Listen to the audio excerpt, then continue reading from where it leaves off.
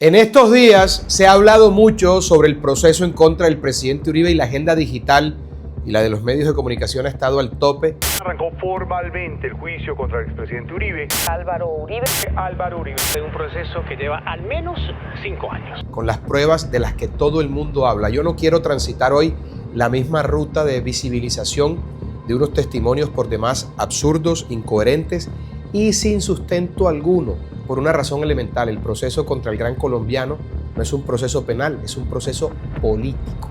Es un linchamiento deleznable y burdo, ideado por sus enemigos históricos y por un sistema judicial corrupto, penetrado por tipos como César Reyes, el magistrado que lo metió preso, el compañero de trabajo de la mujer de uno de los cerebros políticos de la FARC, Iván Cepeda.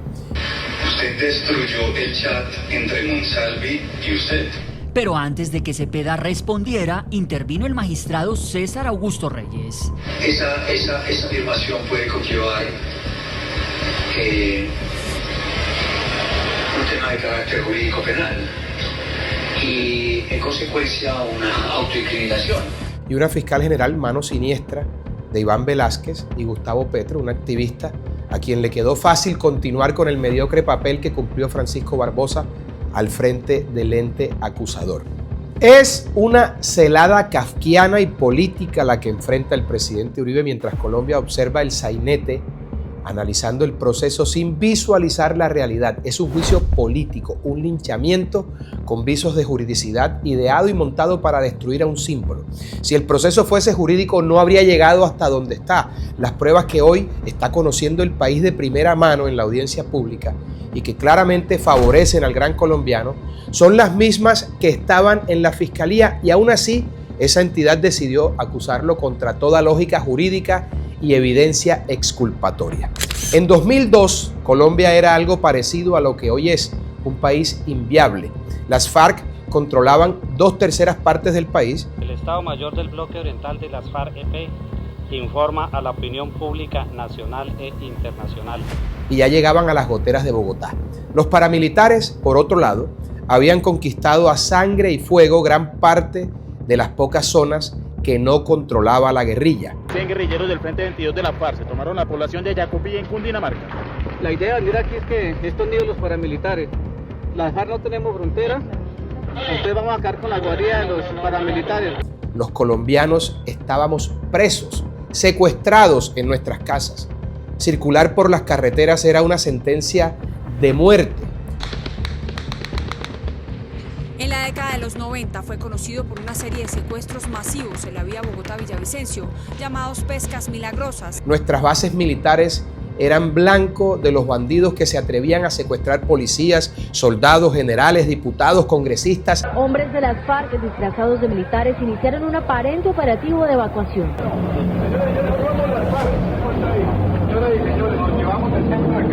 Aviones. Hace 20 años fue el secuestro del vuelo 9463 de Avianca, que llevaba 41 pasajeros y 5 integrantes de la tripulación. Y ni se diga a los particulares. Había secuestros masivos en las carreteras, en todas las carreteras del país. La economía formal y la productividad no existían, simplemente porque la extorsión y la violencia no lo permitían. Solo la economía ilegal campeaba a sus anchas y era la única que florecía próspera. El narcotráfico, como siempre, el combustible de la guerra. Chávez en Venezuela y Correa en Ecuador. Un ex guerrillero reinsertado de las FARC, hoy testigo protegido en Colombia y en Ecuador, narra cómo fueron los nexos entre la guerrilla y el expresidente Rafael Correa. Protegían a los bandidos que se movían a sus anchas entre las fronteras. ¿Les suena parecido a lo que ocurre hoy con el régimen dictatorial de Maduro? Ese era el país que un líder regional decidió recorrer para convencernos a todos, para decirnos que si luchábamos él a la cabeza podríamos liberarnos del yugo de los violentos. Una invitación a todos mis compatriotas para que votemos.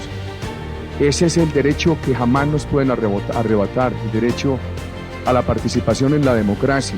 Ese líder nos enseñó que sí podíamos enfrentar al monstruo de la inseguridad. Cuando Álvaro Uribe Vélez llegó a la presidencia de la República en 2002, en 158 municipios del país no había ni policías ni militares. Y esa fue la primera lucha que empezó a dar. Que si nos uníamos como nación encontraríamos que seríamos más los buenos que los bandidos, y que si había seguridad, habría confianza para que los particulares pudieran generar riqueza para todos. Esa confianza nace del orden público y de la estabilidad en las reglas de juego. El país no puede invitar a los inversionistas para que vengan y los secuestren. Y si eso ocurría, podríamos soñar con la cohesión social. Cuando terminaba el gobierno dije, el país no queda perfecto, pero hemos avanzado. Dejamos unos buenos huevitos. Ese arriero paisa recorrió el país convenciéndonos de que debía haber mano firme contra los bandidos y corazón grande con los ciudadanos de bien. Mano firme, corazón grande. Ese hombre de lenguaje sencillo nos enseñó con el ejemplo y aprendimos que no hay nada más valioso que trabajar, trabajar y trabajar. Trabajar en estos días. Por las ideas, por el país, por el bien común, y así con ese espíritu que acompaña a los verdaderos líderes, nos convenció a toda una nación de que no teníamos que seguir pensando que éramos inviables, y pese a las dificultades, al duro panorama nos convenció de que juntos éramos más poderosos y que los bandidos que nos sojuzgaban no nos vencerían. Ahí nació la leyenda, el líder, el que salvaría a la patria, el que pasó del 2% en las encuestas a ganar la presidencia en primera vuelta, aglutinando en torno a sus ideas una nación, un país entero. Uribe sufrió atentados en su campaña, bombazos reales que vimos todos en los noticieros de televisión. Ese batacazo en Barranquilla que destruyó esa Toyota en la que él iba, hizo que un bus volara. A nosotros nos llamaron, nosotros estábamos en un apartamento en Bogotá que daba contra los cerros, y ese apartamento tuvieron que blindarlo con unos vidrios así de gruesos. Y me acuerdo de la posesión, el 7 de agosto. El día de su posesión, las FARC atacaron con rockets el Palacio de Nariño, y para el bien de Colombia y desgracia de los bandidos, Uribe no pudo ser asesinado. Hasta en eso, Uribe es leyenda. Se ha salvado de la muerte muchas veces. Que a una persona que le ha tocado sufrir eso a lo largo de su carrera, y estos son apenas algunos episodios, termine siendo el malo. Hoy se conocieron nuevos detalles del plan terrorista que las FARC preparaban, según las autoridades, para matar al expresidente Álvaro Uribe Vélez. En poco tiempo, trabajando día y noche, comandando directamente nuestras Fuerzas Armadas y gobernando con austeridad de monje, Uribe logró lo impensable: salvar a Colombia de la debacle. El país, calificado de inviable en ese entonces, presenció lo inimaginable: volverse viable, poner a las FARC a huir. Comienzan a salir del país, a buscar protecciones y retaguardias fuera de la frontera. Ese es un efecto que se da producto de las operaciones. Dar los golpes militares más grandes de la historia en su contra. El cadáver de alias Raúl Reyes fue exhibido para que no existiera duda alguna del éxito del operativo militar. Raúl Reyes dado de baja por los tropas. Tengo solamente una cosa que decir. He estado encadenado durante 10 años. Yo soy el teniente Malagón del glorioso Ejército Nacional de Colombia.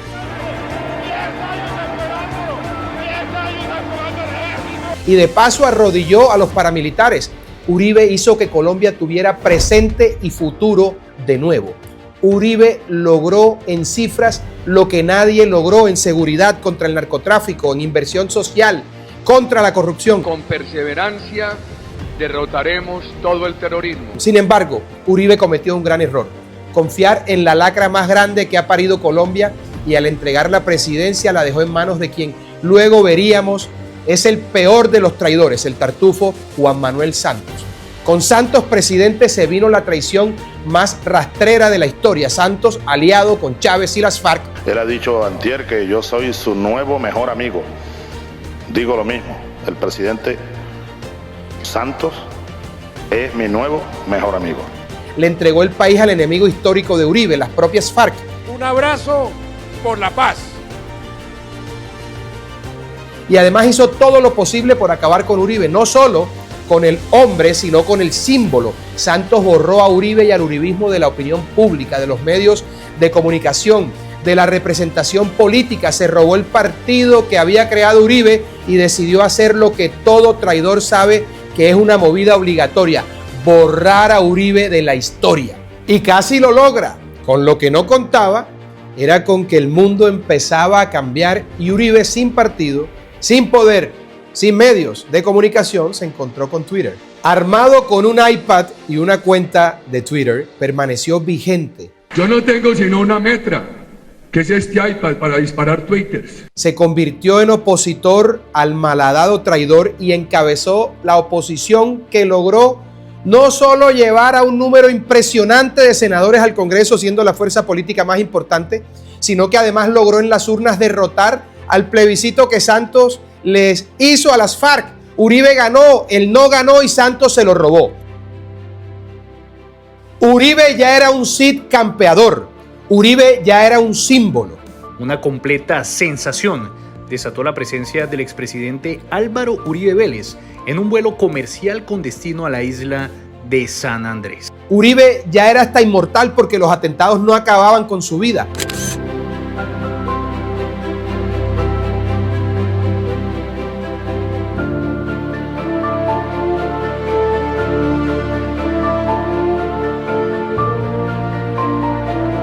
Uribe ya era inderrotable en las urnas y así lo entendieron sus enemigos, la izquierda radical, la guerrilla marxista, sus opositores políticos, sus enemigos históricos, eso a los que enfrentó y llevó casi a la extinción. Lo entendieron y aplicaron junto al Tartufo Santos la estrategia para acabar con su legado y prestigio, la destrucción de su imagen, de su moral, borrándolo de la historia, desacreditándolo, reescribiendo los hechos para aniquilarlo, porque mientras eso no ocurriera, Uribe lo seguiría derrotando, porque Uribe no es un hombre, Uribe es un símbolo. Compatriotas, ustedes son muy buena gente, muy laboriosos. Merecen un gobierno que recupere la rectitud, la virtud en el ejercicio público. Y a los símbolos hay que tumbarlos, destruirlos, borrarlos, desprestigiarlos. Esa es la única manera de acabarlos. Ese es el juicio en contra de Uribe, un sainete jurídico que sustenta un juicio político. Seremos nosotros los colombianos, los patriotas, los verdaderos jurados, porque para nosotros está claro que el juicio contra Uribe es político y no jurídico. Deyanira y Monsalve son un par de mentirosos compulsivos, instrumentalizados por los odiadores del gran colombiano para hacerle daño. No hay que ser un avesado abogado penalista para percatarse de los falaces y acomodados que han sido ese par de delincuentes redomados. Hasta el mismo exabogado de ellos, el doctor Héctor Romero, los desmintió en el juicio. Que nadie se llame a engaños. No importa qué tan absurda sea la acusación ni qué tan mentirosos los testigos. Al presidente Uribe lo quieren crucificar de cualquier manera y a como dé lugar. La pregunta es esta, mis queridos amigos. ¿Qué haremos para evitar que una politiquera ideologizada, disfrazada de juez, condene al presidente Uribe? ¿Nos vamos a quedar sentados a ver cómo atropellan al hombre que más ha hecho por la patria?